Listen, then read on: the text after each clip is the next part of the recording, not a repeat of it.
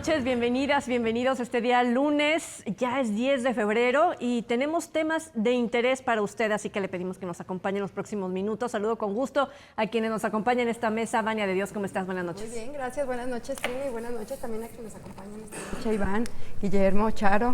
Es un gusto. Y a quienes nos acompañan desde casa. Claro, por supuesto. Es un gusto. Buenas noches, Trini. Buenas noches a Guillermo, Vania, Iván. Como Guillermo siempre. Velasco. Pues un placer como siempre, Trini, en este inicio de semana, lunes, con muchos temas de interés, como va a quedar de manifiesto, así que no se lo pierdan. No se lo pierdan. Iván Arrazola. Hola Trini, buenas noches a todos, a todas. Una mesa de lujo como cada lunes.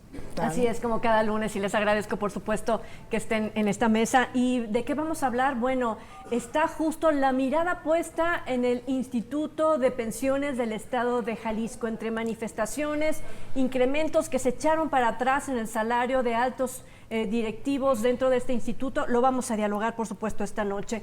El pasado 5 de febrero, un aniversario más de la Constitución mexicana, la presidenta de México, Claudia Sheinbaum, lanzó dos propuestas de reforma y una de ellas es la no reelección. Hay que recordar que a nivel municipal, bueno, han tenido, entre otros cargos también como diputaciones, pues la posibilidad de reelegirse. Vamos a abordar el tema. Y por último, no vamos a esperar el mes de abril para hablar de los derechos de la infancia, aun cuando, sobre todo cuando tenemos una gran cantidad de información todos los días donde se atenta contra la dignidad de la niñez, niños, niñas y adolescentes en México. Más adelante, por supuesto, abordaremos a profundidad este tema. Y para poner justo sobre la mesa de qué se trata el problema del IPEJAL, desde hace muchos años se habla de cómo hacer, sacarlo a flote en los problemas financieros, y con los programas que se han dado a conocer por parte de las autoridades se les da como un periodo de vida.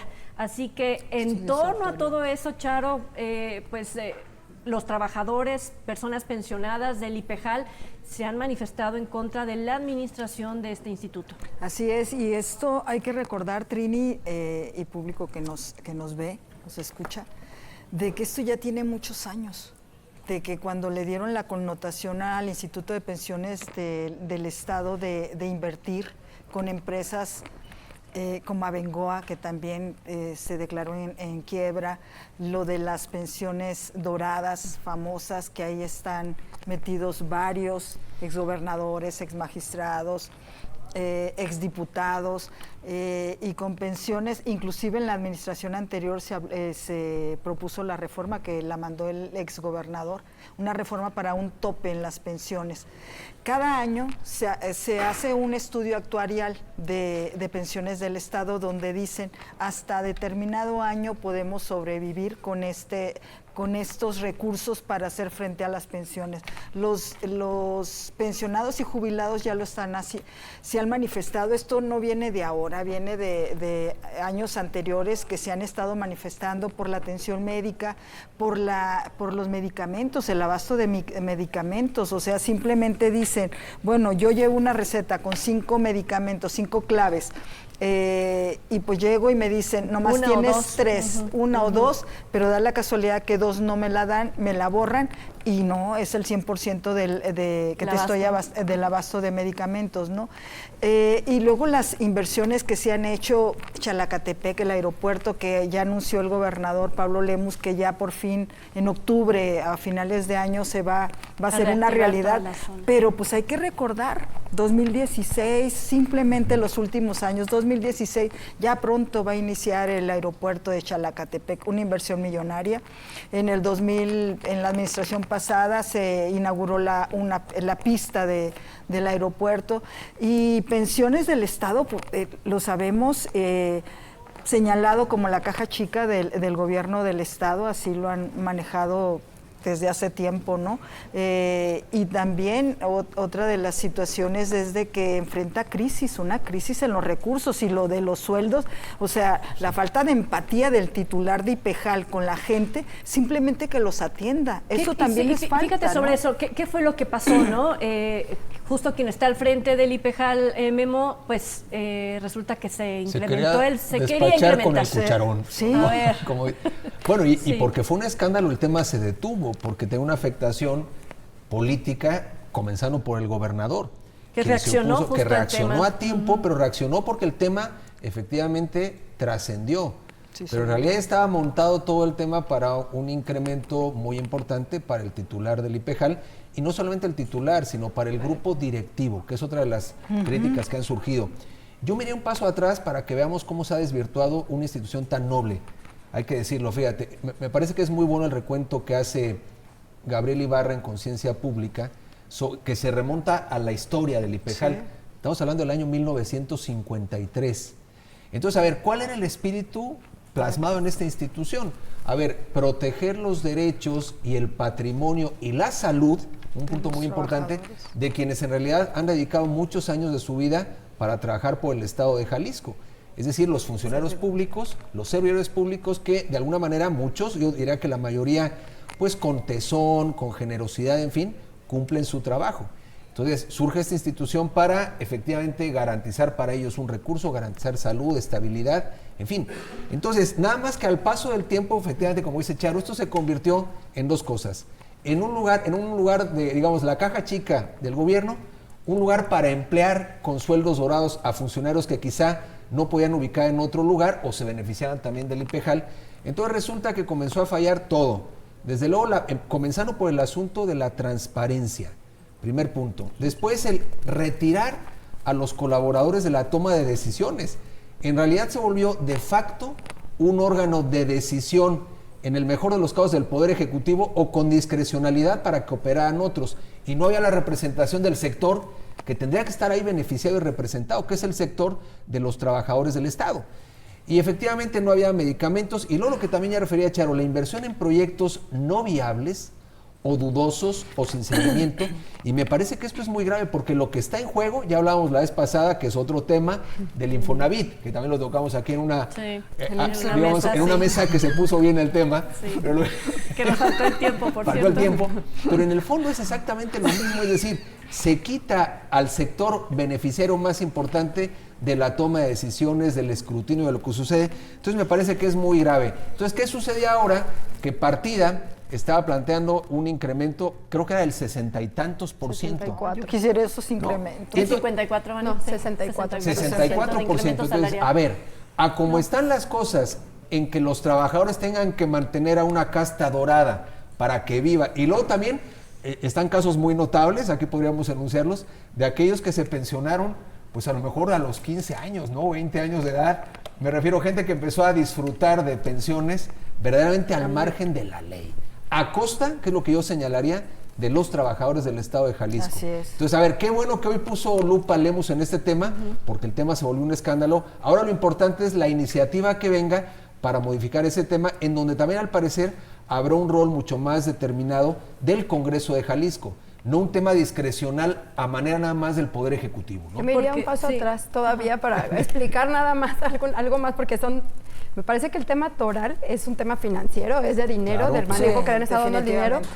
Pero para empezar, que es dinero de los trabajadores, a lo que se refería ahorita a Guillermo, es a la participación, a la rendición de cuentas de cómo se está manejando el dinero de los trabajadores. Es decir, a los trabajadores se les va descontando cada quincena una cantidad de dinero, se va depositando en una caja, y lo que pasó fue que con las reformas hay un consejo, y ese consejo decide qué hace con ese dinero. Y lo que decía David Guillermo, que es, en ese consejo los dueños del dinero no están participando y no están decidiendo. Vimos Villas Panamericanas, vimos el aeropuerto, ya hemos visto ciertas inversiones que se hizo que no ha traído ningún beneficio para los dueños del dinero, que son los trabajadores. O sea, los principales perjudicados de esas inversiones son los trabajadores. Han sido los mayores perjudicados, pero además es una crisis que no es de esta administración ni de la pasada ni de la antepasada. Son varias administraciones que han estado metiendo dinero en esa caja chica, y que se han estado mal invirtiendo o malgastando. Alguien seguramente se ha de haber beneficiado con esos gastos, alguien, pero no los trabajadores. Primer punto. Segundo, se va a poner peor porque no va a haber dinero que alcance, y además recordemos que cada vez va a haber más personas en edad de jubilarse y la tasa poblacional va disminuyendo. O sea, no va a haber quien esté aportando más dinero a esa caja, y va a haber más personas que necesiten dinero de esa caja. ¿Qué se necesita entonces? Hacer decisiones inteligentes para los siguientes años de cómo se va a poder manejar, o cómo haces para que ese dinero que han estado dando las personas les alcance para sus medicamentos, les alcance para su jubilación, porque ahora lo que estaban pidiendo era 2,000 pesos de incremento en las últimas 2 manifestaciones, En su 2,000 cuota pesos de su sí, cuota, de que fuera pensiones. parejo. Porque era irrisorio realmente lo que estaban ganando. En virtud, o sea, Claro. los aumentos que se planteaban eran verdaderamente simbólicos. Además, ha sido poco transparente. Sería súper interesante ver cuánto es lo que se ha gastado de ese dinero y cómo se podría haber a lo mejor aprovechado de otra manera para que los trabajadores pudieran tener acceso a él, porque finalmente es dinero de ellos. Claro.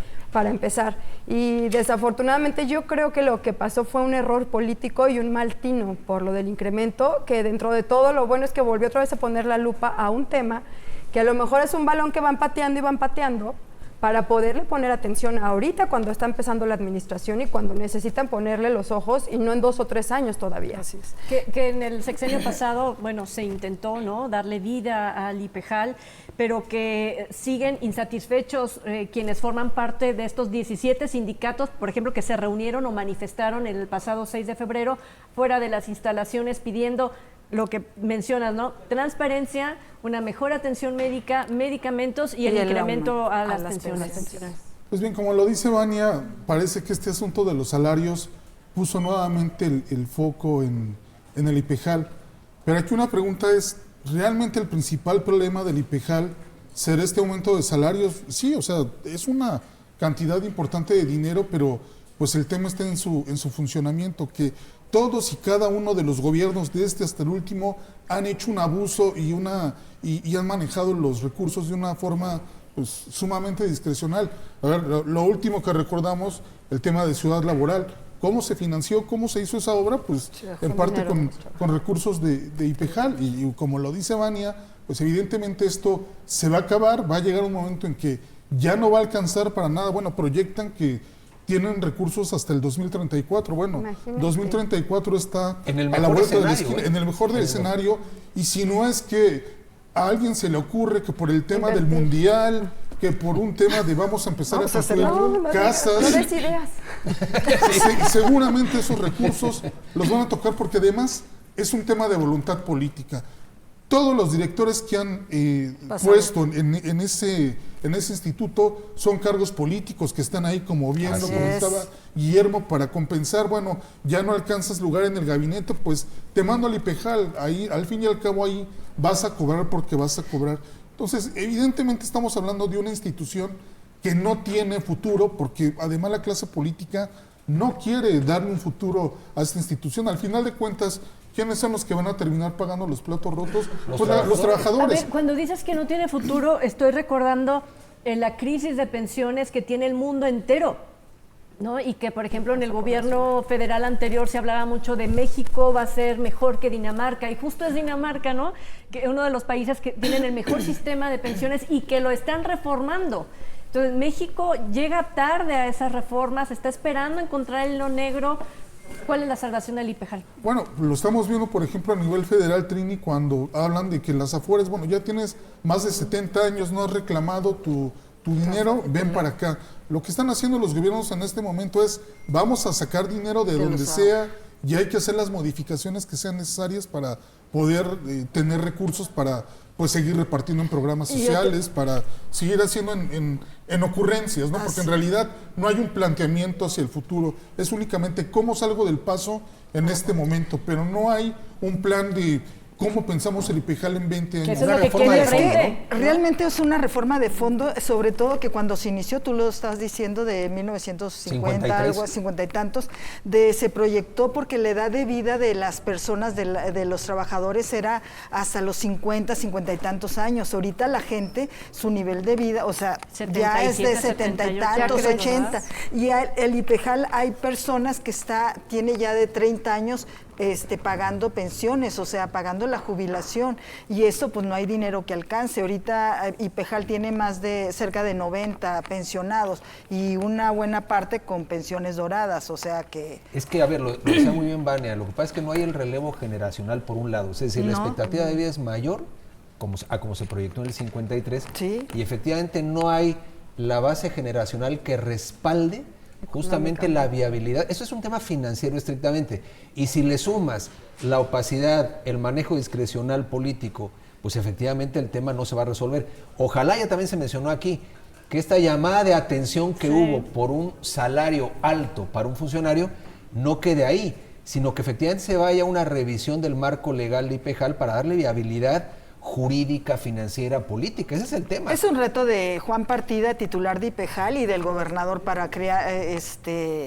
proyectar un sistema financiero para poder hacer viable y volver a los orígenes del IPEJAL. En el fondo sí. Es para qué nació, cuál fue su propósito, porque yo lo que insisto, venimos de un proceso de prostitución del origen real de una institución muy noble. Eso hay que decirlo con claridad, ¿no? Transparencia exigen el número 1 y que sean invitados a las reuniones de consejo. Para que decidan qué van a hacer con su dinero. Claro, su dinero, ¿no? Definitivamente, pero también ahí está la cuestión un poco cómo se organizan estos sindicatos de trabajadores, qué tan representativos son. Me parece que esto requeriría de una, pues sí, de una reforma de fondo y un reto, pero realmente también están como las condiciones políticas dadas para ir a una revisión profunda. O sea, realmente hay un interés por parte de los gobiernos, porque bueno, el que está en turno dice, bueno, quizás podría querer hacer una reforma, pero también en este momento, como funciona el instituto, me sirve a mis intereses, que es lamentablemente también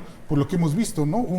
Una visión muy a corto plazo de lo que se hace con este instituto. Van a necesitar cambiar el esquema definitivamente. Eso. Tienen que cambiar, a lo mejor no entregar en algunas que no sean en especie de alguna otra manera, o incluso, quién sabe si a lo mejor cambiar el esquema de la participación, que no solamente sean trabajadores de gobierno del Estado, sino a lo mejor algunos que también colaboren con el Estado para que puedan hacerse llegar de más ingresos, pero hasta que garanticen. Supuestamente están representados, sin embargo, el que tiene mayor número de asientos es el gobierno del Estado, obviamente para tener el control y tener la mayoría de votos. Estaba el Choco, el que le dicen Choco, se me fue el nombre ahorita, Juan José Hernández, que es dirigente de un sindicato que está también en el Consejo de Administración.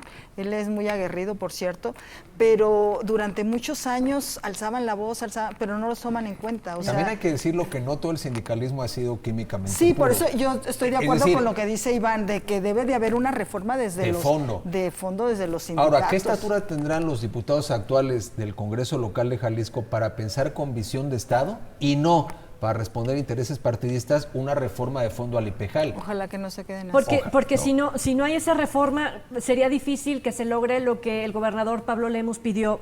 Fue así.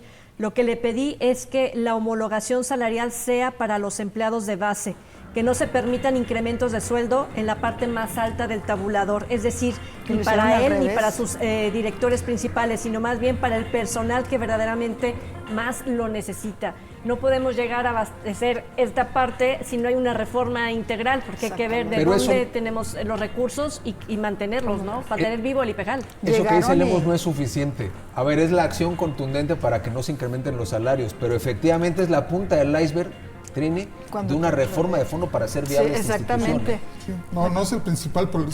Sí es un problema el de los sueldos, pero nada más movió el avispero. Efectivamente. Agitó las aguas y puso un tema en la mesa. Ahora, ¿a dónde se va a llegar con este tema? Es la reforma integral del IPEJAL. Es una reforma lo que se requiere. Quitarle la vista justo al tema por los y las trabajadoras de Jalisco. Vamos a la pausa y cuando regresemos hablaremos de la no reelección. Al volver.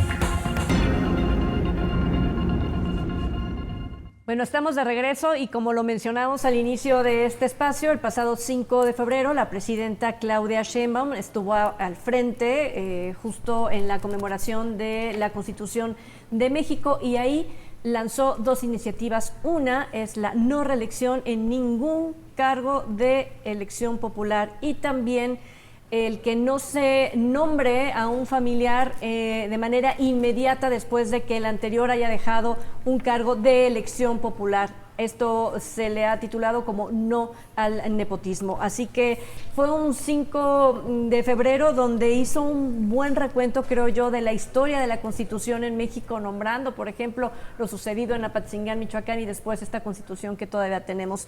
¿Tú cómo lo ves? Un mensaje que sin duda a los presidentas municipales pues pega de manera especial, ¿no? Porque pues tenemos funcionarios o funcionarias que se han estado en más de una administración municipal, sobre todo, Iván?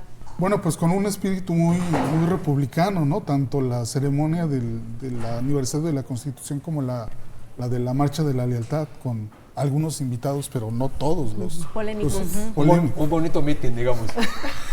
Bueno, a ver, me parece que ella ya lo había dicho desde que asumió el cargo. Yo voy en contra de la reelección, porque aparte, pues históricamente, pues ese lema, ¿no? De Sufragio efectivo, no sufragio reelección. efectivo, no reelección, el trauma de Porfirio Díaz y todos estos dictadores, se entiende esa parte, ¿no? Me parece que sí va a tener un impacto importante, sobre todo en materia de para qué.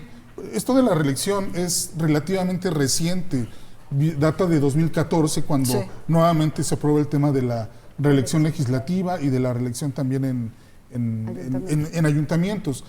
Bueno, 2012, 2014, pero digamos que es relativamente reciente y pues es una pues reforma que prácticamente pues a lo que nos va a llevar es de que ya para 2030, que es como lo está proponiendo la presidenta, ya no puede haber reelección en cargos legislativos ni de ayuntamientos. ¿Qué era lo que se había pensado originalmente con este tema de traer de vuelta la reelección? Pues sobre todo, por un lado, en el caso del legislativo, profesionalización. Hay muchos diputados y diputadas que desconocen completamente acerca de la función legislativa, que no conocen la Constitución y que de alguna forma, pues esto los lleva a que pues puedan aprender, ¿no? Aunque sea en el cargo. Van llegando, ya se van, cuando ya aprendieron 3 años. Por ejemplo, en Estados Unidos la reelección es indefinida, entonces un representante puede estar ahí todo el tiempo que quieran, ¿no? Y lo mismo pasa en el Senado, entonces hay toda una tradición. Y en el caso de los ayuntamientos, pues el tema es la continuidad, ¿no? En los proyectos, de que no te dejen un puente a medio camino, ¿no? De que no te dejen un hospital a la mitad, pues sobre todo se habla del tema de la continuidad. Entonces, ¿ante qué estamos? Me parece que sobre todo estamos ante una idea que no se justifica del todo, pero me parece que tiene sentido dentro de todo este panorama de reformas que estamos viendo, y es fundamentalmente que el poder regrese a la presidencia de la República, es decir, que sea desde la presidencia de la República donde se palomeen las listas de quiénes van a ser los candidatos para ser diputados, quiénes son los candidatos para ser senadores o senadoras, y de esa forma tener un control sobre cómo se denominan, sobre cómo se eligen estos cargos. O sea, que el Poder Ejecutivo del país tenga en los próximos 3 años o 6 años una limpieza de personal. Pues, Control político. Perdón, Vania. No, iba a decir que nuestro país está fundado sobre ese valor, sobre la no reelección. O sea, si nos remontamos a la historia, es como un valor que había sido fundamental o básico en nuestra historia. Y hay 2 visiones, una que es de los reeleccionistas, por así llamarlo, las personas que ven ventajas en que haya reelección. Primero, como bien decía Iván ahorita, entre las ventajas que ven, por decir así, este grupo de personas está que pueden tener mayor experiencia, o que, por ejemplo, pensemos en algunas de las alcaldías. Ya se van a acabar los 3 años de la administración y que puedan concluir los proyectos y que no se queden a medio camino. O también la otra, que a lo mejor ya tienen la experiencia y que si buscan reelegirse, pensemos en una alcaldía, vas a decir, no, pues el 3er año ya me voy, pero si me quiero reelegir voy a hacer las cosas bien, como que vayan a garantizar que le van a echar más ganitas los últimos años y van a hacer... Un acicate, ¿no? Para sí, hacerlo claro, bien. como para voy a hacer todo muy bien para que me vuelvan a reelegir y me vuelva a quedar. ¿Qué es la contraparte? Hay quienes están enquistados, hay quienes tienen 3, 6, 9, 12 años, 15 años que van de una diputación a una regiduría, a una alcaldía y que vamos viendo. Pero aún sin el principio de reelección. No, Vania. Vamos a ver cómo van a empezarse. Pero ahora imagínate. Se cambian. Sin el principio de reelección. Antes se llamaba chapulineo, ¿no? Todavía Sí. chapulineo. Pero va a haber más. Va a haber Porque en el todavía fondo, más. Claro, porque en el fondo, perdóname, si tú tienes, fíjate, yo soy partidario de la reelección, ¿eh? Tú sí. Sí, por supuesto. Y en Tú- Tiene sus todos ventajas y los desventajas. Como todo tiene luces y sombras, pero Claro. yo veo ventajas, más ventajas que desventajas. ¿Te gustaría, por ejemplo, a nivel presidencia de México? A ver, de hecho, el espíritu de la no reelección, en Era la realidad, como estaba presidencia. pensando, era Era la solamente para la presidencia. presidencia. Que yo creo que ahí, fíjate, sería el único caso que yo vería La muy excepción. positivo que así se mantuviera como excepción. Pero el resto de los cargos, las diputaciones, las senadurías y sobre todo las alcaldías, que son el corazón mismo del gobierno. A ver, lo que está más en contacto con la gente es justamente un alcalde o una alcaldesa. Entonces, ¿qué va a pasar? Primero hay que entender el contexto político de por qué se da. Ya lo decía muy bien Iván, es control político de parte de la presidenta de este país, que quiere dos cosas: librarse del obradorato, porque efectivamente todos los actuales diputados se la deben a López Obrador, esa es la realidad. Entonces la única manera de quitártelos de encima es efectivamente que no puedan reelegirse, para que entonces en el siguiente palomeo de listas, quien lleve mano sea la presidenta de la República. Hay quien dice, eso estaba previsto en principio para el 2030, con lo cual no afectaría en principio el 27, pero hay una corriente, Trini, al interior de Morena que está presionando para que esto sea de inmediato. Por lo tanto, aquí, comenzando por nuestros políticos en Jalisco, tendrían que empezarse a preocupar. Pienso en el caso de Verónica Delgadillo. En realidad sería lo natural, una ruta política, que ella lo hiciera bien y de ahí se reeligiera para proyectarse, y ya estamos especulando un poco, a la gubernatura. Claro, si ella no puede reelegirse, tendrá que ver a dónde brinca, por así decirlo, para seguir proyectándose políticamente. Entonces, ¿qué veo de negativo que no exista reelección? No hay un acicate para aprender. Después, efectivamente, la continuidad de proyectos políticos está en la reelección. Ahora, hay los que se enquistan, es cierto, pero a ver, ya estará, como dicen, en el pueblo decir si se quiere o no un gobernante por cómo lo ha hecho. Es decir, si alguien se queda 25 años, ya, como ha pasado en Europa, en algunos lugares, y es un espléndido alcalde, pues qué bueno que siga hasta que le dé la vida, en tanto cuanto siga cumpliendo un plan de gobierno, exista continuidad. Entonces me parece que el no reelegir es más bien un tema que favorece a la presidenta de este país, y en realidad también me parece que vamos a ver un chapulineo fuera de proporciones, porque el que ya no puede reelegirse como alcalde no va a salirse del presupuesto. Entonces va a buscar dónde diablos se acomoda para seguir teniendo reflectores. Pero también hay otro tema, la corrupción. O sea, yo creo que en contraparte, como tiene sus claros y sus oscuros, está el tema de la corrupción. O sea, si hay alguien que ya sabe el caminito, cómo hace las cosas, yo creo que a veces bastaría echar un clavado en algunos contratos y ver cuando hay ciertas administraciones que tienen sus empresas favoritas. Vas reciclando y te vas moviendo. Hay ciertas, a lo mejor expectativas también de que vas removiendo personas o vas haciendo, moviendo también de ciertas plazas para que, más allá de que se enquisten o no se enquisten o se quieran quedar o lo que sea, también es como para ir refrescando. Pero para eso está la ley, porque si no llega un ladrón, luego lo acompaña, llega otro y roba porque el sistema es el que no está funcionando. Bueno, la ley ya vemos que tanto funciona. No, de acuerdo, pero de fondo la bronca no es la reelección. Atendiendo ese tema, la bronca es que funciona la ley para que en realidad nadie pueda robar. A ver, la bronca no es la reelección, el asunto es que tuvieras una ley que asegurara la continuidad de los proyectos y el ejercicio del presupuesto con transparencia y sin endeudarse, porque los municipios eso es lo que hacen, ¿no? Entregar deuda y deuda. No, ya lo hemos visto. ¿Cuántos casos de éxito hemos tenido con la reelección? Al menos yo el que veo, y que entre comillas, pero más o menos, sería Zapopan. Zapopan con el actual alcalde que se reeligió, que hay un poquito más de posibilidad, de positivas las opiniones. En cuanto al chapulineo, bueno, ya lo hemos visto, fueron alcaldes en un municipio, se van a otro, van al Senado, y hoy regresan, ¿no? Van a la gubernatura, por ejemplo, o al Senado, y así están. Es tampoco no caer lo que vimos con las famosas Juanitas, que llegaba, ya estuvo el esposo, no pudiste por la cuestión de género, pones a la esposa, te quitan al tiempo. Eso es una reelección disfrazada. Una reelección, y el chapulineo está, los partidos políticos tienen mucho que ver ahí porque están en contra. Inclusive lo que dijiste, Guillermo, de que hay una corriente al interior de Morena que está en desacuerdo. Pues obviamente ya se dieron un entre Gerardo Fernández Noroña y Félix Salgado Macedonio con esta situación. O sea, él pero fue Félix Salgado Macedonio, gobernador obviamente, ¿qué puede decir, no? Fue gobernador de Guerrero, deja a su hija. Pues, nunca se ha ido en realidad. No, pero oficialmente. ¿no? Por eso la parte del nepotismo, que eso es muy interesante. No puedes tú asignar a un familiar, ¿no? Para que se reelija después de tu cargo. Yo solo el requisito de porque en todo caso, por ejemplo, el caso de Guerrero que tener sería un claro ejemplo, ¿no? Sí. No, Mira, y lo tenemos en el Senado, con la hija de Malio Fabio Beltrones, la con familia Monreal el también, grupo, ¿no? Sí, Ricardo Monreal, la hija que estaba por una delegación también, perdón, Iván, ya te... No, es cierto, la colección es muy amplia. La corrupción, es mucho, y de todos los partidos, o sea, ve el PAN también, hay un grupito que pues te vas al Senado, a la dirigencia nacional, y ahí está el PRI es lo mismo. O sea, más allá de una reforma, es un Verde mensaje a la clase política que da la presidenta Claudia Sheinbaum. No lo sé en realidad, porque también esta parte de no el nepotismo, entonces pones a tu mano derecha, pones a tu alfiler.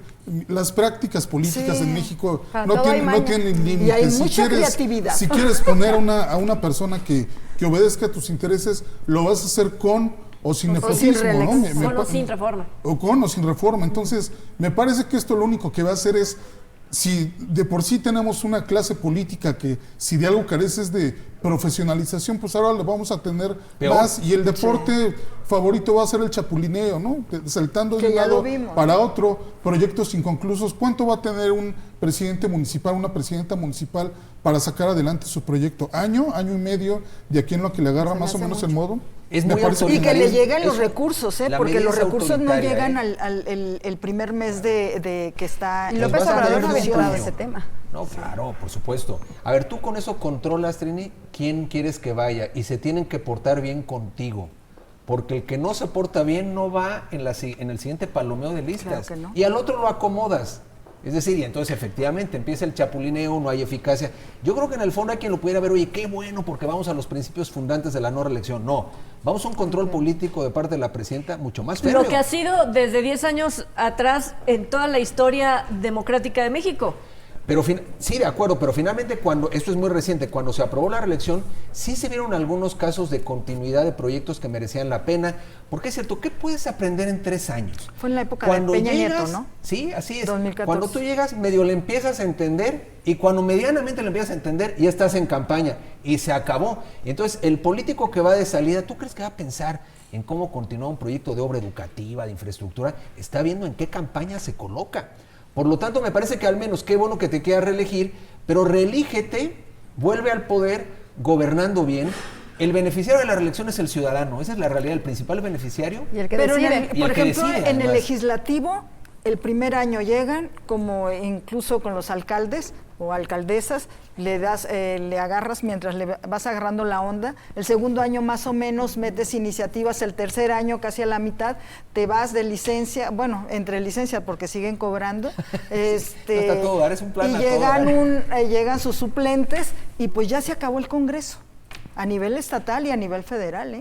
O sea, la reelección yo la veo más, en mi opinión, yo estaría más de acuerdo en las alcaldías. Ahí en los sí, ayuntamientos, ahí sí. Que no fuera parejo. Pero bueno, me imagino que diputadas y diputados van a tener que discutir esta iniciativa, y creen que ahí se pueda topar el proyecto de la 4T. Pues se va a hacer lo que diga la presidenta. En los- Tienes Bueno, pero es que mayoría, los Congreso, hay un grupo de mayoría. Morena que están explicando que no, entonces es posible que no. No creo que se suceda. salgan de Los van a alinear. O López Obrador. Al final, pues a mí me da risa cuando hoy dicen los diputados de oposición, vamos a llevar el tema para que se discute. Pues, ¿qué van a discutir? Es como darles un beso en la frente. Si son mayoría calificada, para que hagan... No, o sea, a mí me da ternura. Dicen, oye, sí, vamos a hacer grupos de diálogo. Es que Por es amor de así, ¿no? Dios. Desde que llegó este legislativo, pues no hay discusión, todo se aprueba. Y como hemos visto en esta mesa, realmente la discusión es muy interesante, es muy apasionante. Creo que podría... Hasta, ¿nosotros? Aquí. Sí, desde Todavía luego, mejor, podríamos ser legisladoras y ¿Hay alguien en esta legisladores. mesa que lleva mano? No. Las discusiones Pero de los próximos Pero bueno, temas. miren, una cuestión, hablando de la reelección, ya Donald Trump en este momento está hablando de quizás un tercer periodo constitucional al frente de Estados Unidos, entonces, y va llegando, entonces, este tema podría todavía tener como Eso es power. otras, eso sería Y no poder. tener contrapesos. Ahí está el tema de los no Y no- contrapesos. ajá, Cuando tú tienes el Vía poder libre. completo, tienes vía libre para hacer lo que te dé la gana. Por tanto, ¿podrán aprobar la reelección para el 27? Por supuesto que sí. Ahora, también es cierto que Morena puede dividirse. Ahí estará en todo caso el único contrapeso que existe en el Congreso. Los mismos. Pero la verdad de las cosas es que, a ver, de que se van a alinear, se van a alinear. Aquí más bien lo interesante en esta lectura es el poder de López Obrador respecto al poder de Sheinbaum. Porque en el fondo hoy, insisto, el Congreso actual es más de López Obrador. Entonces, efectivamente, Pero ¿qué ¿quién puede? está en la silla? Pero está ahí en la silla la Y señora está haciendo presidenta. su Que si trabajo, ya empieza a ¿eh? ejercer su trabajo, pues entonces en realidad sí puede ser algo interesante ya. En esta Con el reelección hecho no de enviar entra- la reforma ya es, ¿no? Su Una En tiempo. señal. esta reelección es un no entra el mensaje. Poder Exacto. Judicial, ¿eh? ¿Cómo? En esta Perdón. reelección no entra, en esta propuesta de la presidenta no entra el Poder Judicial. Ya ves que se van a elección en junio. En junio no entra el Poder Judicial. Porque serán elegidos por voto popular, Sí. por lo tanto entrarían en esta reforma Y para el ellos próximo, sí a lo mejor, pueden 2027, ¿no? estar, Bueno, eso de voto religiéndose, popular es ¿eh? mucho decir, pero bueno. Que Y es sí un se buen pueden tema, ¿no? reelegir, ¿eh? Ellos sí. Que es un buen tema porque, Ese bueno, sería un parece buen que se tema. están ahí haciendo bolas con La farsa de la Sí, elección sí, sí. de con la Morena. La tómbola. ¿no? Sí, La sí, sí. tómbola. La tómbola Ah, ¿Cuántas sí, veces qué dicen que se problemas. abstengan de votar? Sí. Bueno, tenemos que hacer una pausa y al regresar hablaremos de los derechos de la niñez en México, en Jalisco, por supuesto, al volver.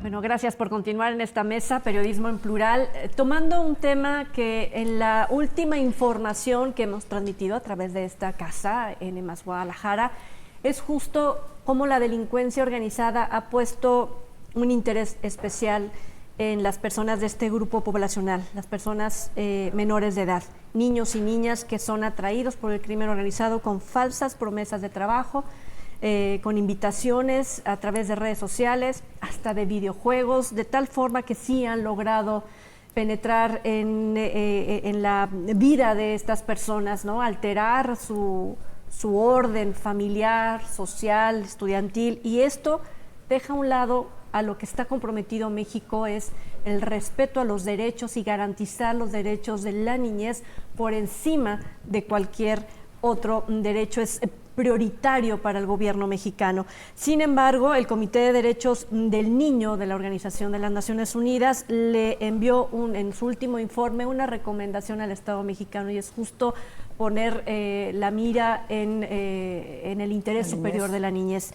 Está Jalisco pasando por una situación compleja, Charo. Las notas periodísticas que transmitimos lo dicen todos los días. Así es, y hablando de reclutamiento, simplemente es una donde los focos rojos primero fue la central, bueno, focos rojos hay varios, ¿no?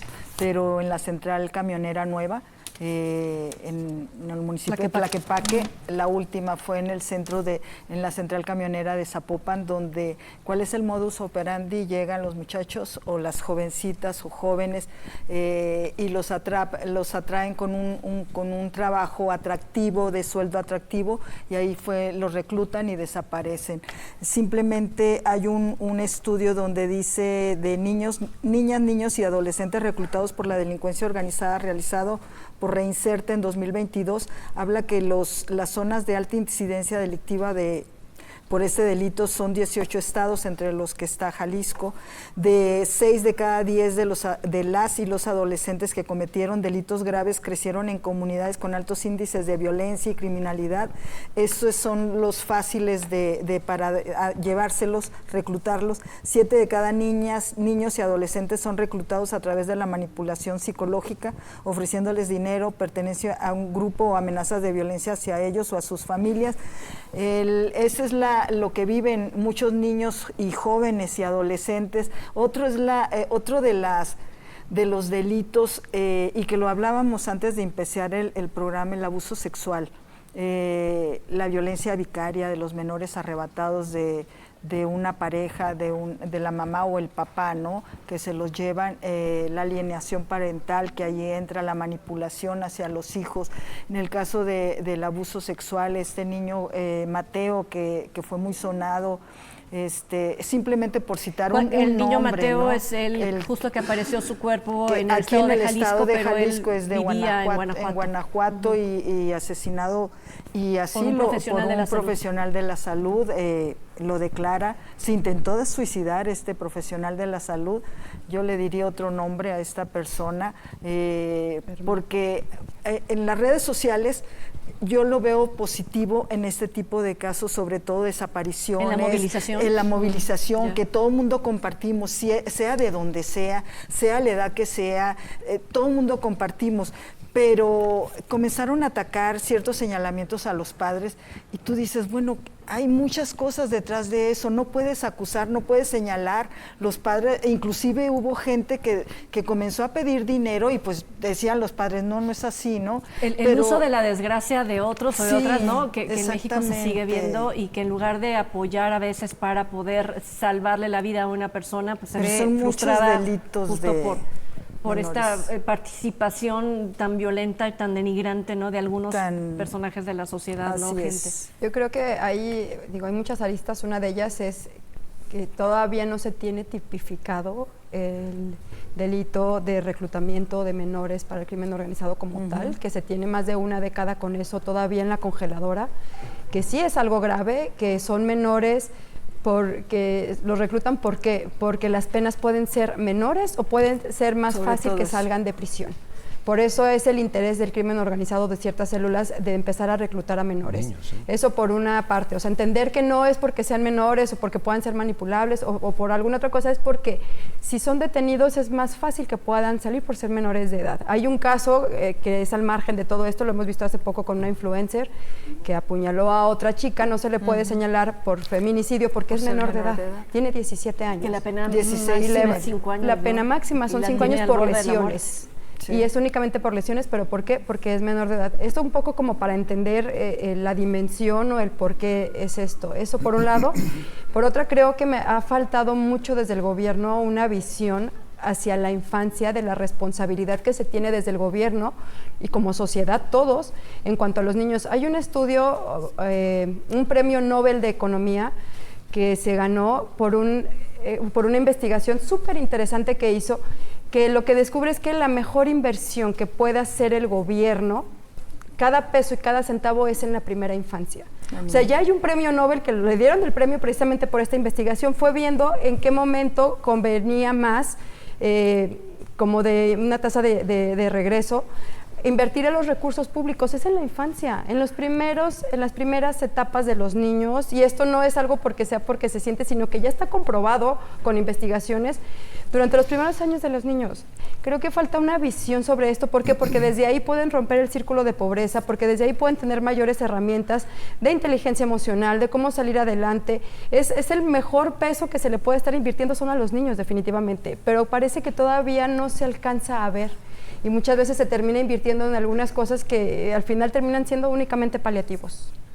Yo coincido plenamente. A ver, este es un tema de fondo integral y que tiene que ver mucho con la educación. Lo que pasa es que es un recorrido amplio, pero que se tiene que hacer, porque efectivamente una sociedad que tiene más educación, una sociedad que tiene más valores, tiene más tejido social. Una sociedad donde hay familias más fuertes, efectivamente tendrán niños más sanos, niños comprometidos cívica, culturalmente, emocionalmente sanos. Es que es el tema. Yo creo que aquí, como bien lo dice Vania, hay muchas aristas que abordar. Y luego además yo diría, además del tema de la contratación o el reclutamiento de menores, ya se viene haciendo una apología del delito. Es decir, hay una transformación en muchos menores. Yo he platicado con personas que están muy cerca, digamos, de problemas de salud mental con los pequeños, en su afectividad y demás. Y resulta que hay algunos, fíjate, que en su mentalidad quieren ser narcos. ¿Por qué? Porque en el fondo se les ha vendido como una ruta de vida donde tienen las cosas fáciles, van a ser famosos, abundante, van a tener lana. Oye, ¿te la vas a jugar? Sí, pero los años que me va a tocar voy a estar a todo dar. Entonces, claro, ahí combinaba el tema de que son menores y por lo tanto hay penas menores. También es cierto que, fíjate, estos falsos referentes para ellos se van volviendo muy notables. Entonces es una manera muy cruel de perjudicar a la infancia, porque además el niño, el menor, ve modélicamente a personajes que hacen daño. Aspiracional. Pero es aspiracional, ese es el punto. Estos van a las comunidades, regalan despensas, llevan el Día de Reyes Magos y demás regalos, en fin. Entonces, evidentemente, un menor, hay una promoción, es una apología del delito. Y el menor, evidentemente, que además se está formando todavía, no tiene claridad de muchas cosas, pues en realidad se le abre una puerta falsa terrible. Entonces, amén de la acción delictiva, es todo un trastocamiento cultural y el menor es el principal afectado. Y son menores que van a crecer. En el mejor de van a crecer, pues si es que viven. Se van a ir. Si es que viven, exactamente, porque el llamado que hace la ONU es ojo con los homicidios en la niñez. ¿Qué pasa? Sí. O sea, eso es gravísimo, ¿no? Feminicidios, homicidios y desapariciones. O sea, los delitos más altos, ¿no? De los que pueda ser víctima una persona se están ejecutando en la niñez de nuestro país y también Jalisco. Hay un grupo de asociaciones civiles y colectivos también en defensa de los derechos de la niñez que están pidiendo que sea más amplio el integrar diferentes temas en el plan de desarrollo o en el Plan Nacional de Desarrollo de la presidenta Claudia Sheinbaum, que es el plan 2024-2030, ¿no? Este plan México, y que justo le piden que integre de manera específica el tema de cuidados, el tema de salud, salud mental para los niños, las niñas y adolescentes de México. Sí, bueno, es muy importante, sobre todo pues en el inicio de una administración, que se piense de manera integral en estos temas. Uno de los proyectos estrella, me parece, es este de dar becas, ¿no? a los niños de primaria, de secundaria. Pero, y la beca pero Rita hay Centino. una cuestión, es ¿cómo medimos exactamente el impacto de estas becas? ¿Cómo podemos determinar que efectivamente están sirviendo para lo que se supone están destinadas esas becas, para que no haya las deserción. niñas y los niños continúen estudiando, para que pues puedan tener ciertas condiciones, porque tampoco son becas altas, ¿no? Sin duda. Pero me parece que al mismo tiempo, y algo que comentaba Vania, muy importante, es que muchas de las políticas que estamos viendo parecen un contrasentido, ¿no? Esto, por ejemplo, de eliminar las estancias infantiles que, pues al parecer van a regresar, pero ya no van a regresar ni en la misma dimensión, ni con las mismas características, y el daño que se le ha ocasionado a la primera infancia, pues por no tener estos cuidados, ¿no?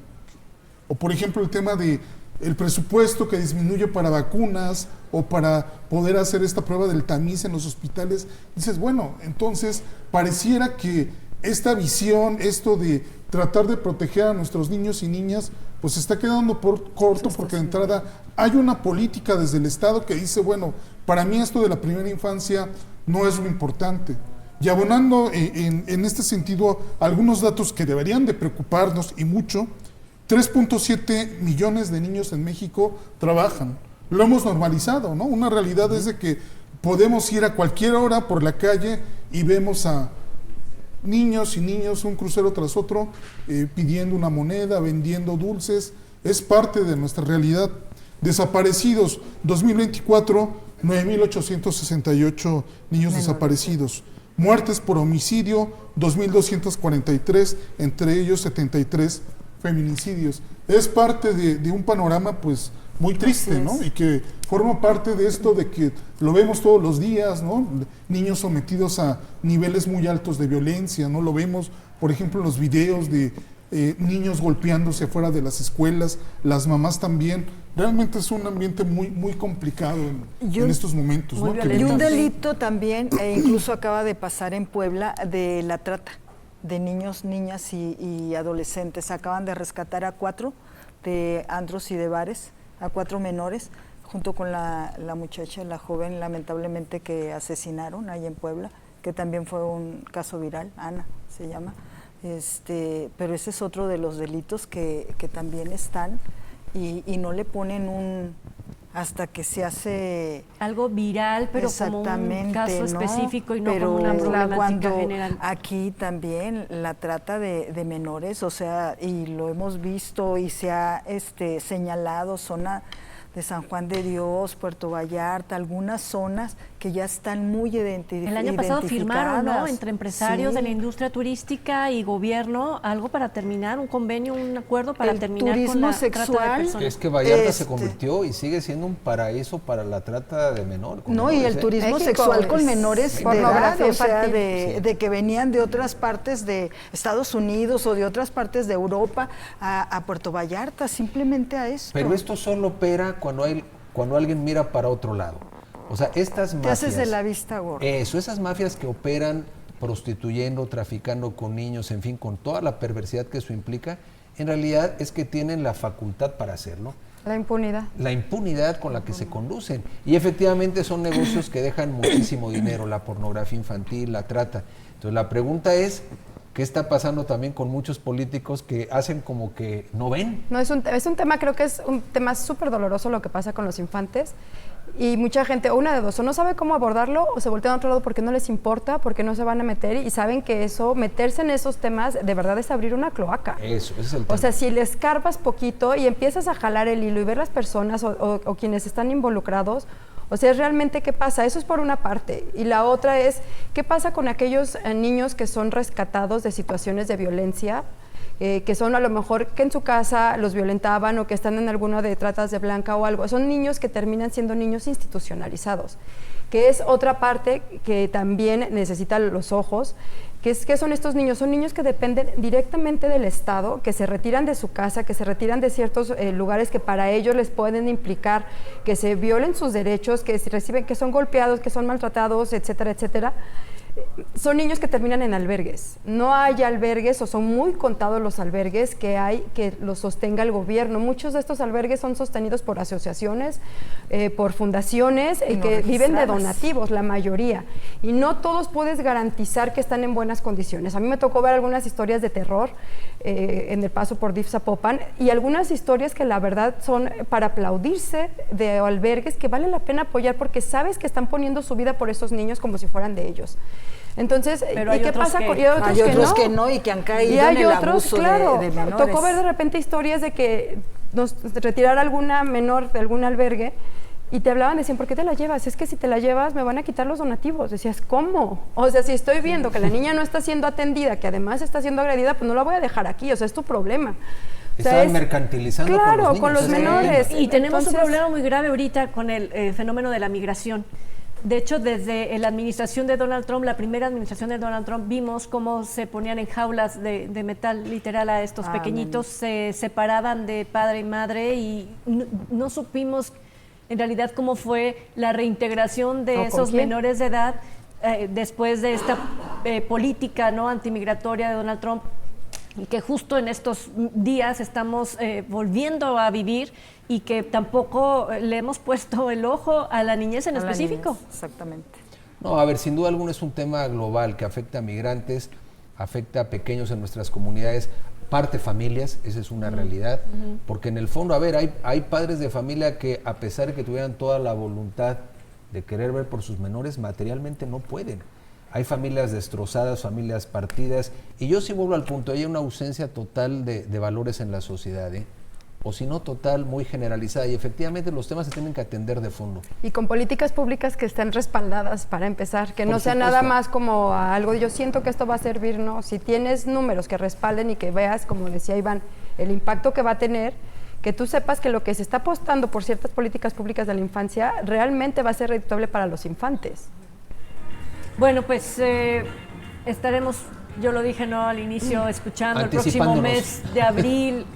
Ojalá lleguen al mes de abril, pero ya con algo tangible que se pueda ofrecer para resolver los problemas de la niñez en nuestro estado de Jalisco. Es que para la clase política, perdón que lo diga, pero los niños han sido un factor para la fotografía, para presumir en coyunturas electorales. Como las comunidades indígenas. Eso es el tema. Entonces, más bien de fondo, ¿qué política pública de fondo, de largo recorrido van a impulsar? Porque me parece que vuelve el mes de abril. Sí, definitivamente. Y vamos al mismo ciclo de siempre. Y te vas a retretar con Están niños. proponiendo una república de la niñez donde se hable de lo que ya decíamos hace un momento, ¿no? La política de cuidados, crianza positiva, salud, juego, recreación y participación de la niñez, pues por suena ejemplo. Muy padre, ¿no? pero yo creo que tiene una política de fondo, ¿no? En el bueno, papel todo lo aguanta. Pues la iniciativa ya está. Ojalá y sean escuchadas estas agrupaciones, estos colectivos. Te vas ¿no? a los hospitales y ahí te llegan pues nos vamos niños al tiempo, mi querido Iván. Muchísimas gracias por tu compañía esta noche.